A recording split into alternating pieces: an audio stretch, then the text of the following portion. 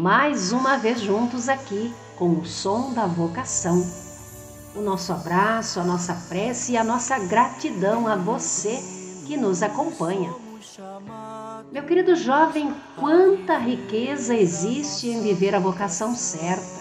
Sim, estamos vivendo na igreja o mês vocacional, que nos ajuda a refletir sobre o sentido de escolher e viver da melhor maneira a própria vocação.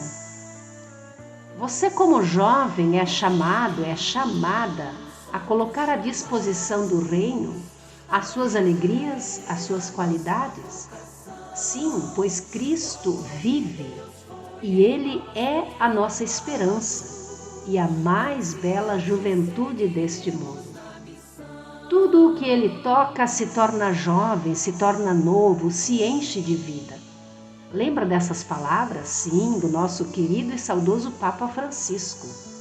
E hoje eu diria que este é um convite a todo o povo de Deus, mas em especial a você, jovem, para que você reflita sobre seu protagonismo e reflita o chamado feito por Jesus na sua vida.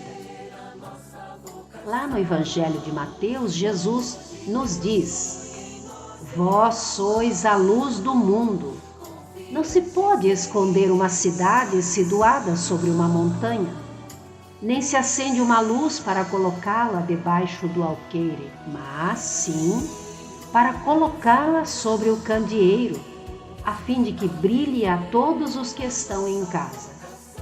Assim brilhe vossa luz diante dos homens, para que vejam as vossas boas obras e glorifiquem vosso Pai que está nos céus.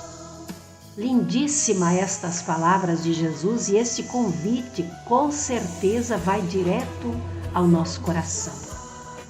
A vida é por demais linda quando vivemos bem a nossa vocação e quando somos luz que ilumina os passos onde andamos, que ilumina o lugar onde estamos, as pessoas que precisam do nosso olhar, da nossa atenção.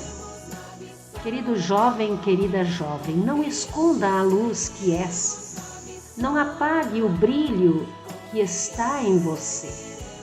Que você, vivendo bem sua vida e vocação, possa ajudar outros jovens que ainda estão em busca do caminho certo.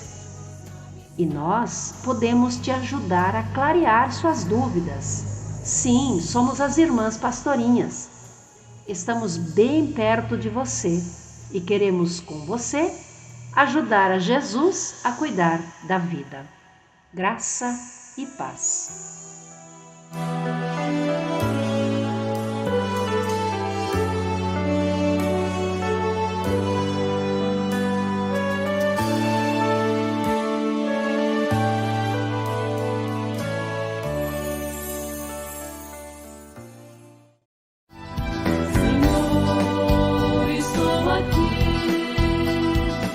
Som da Vocação.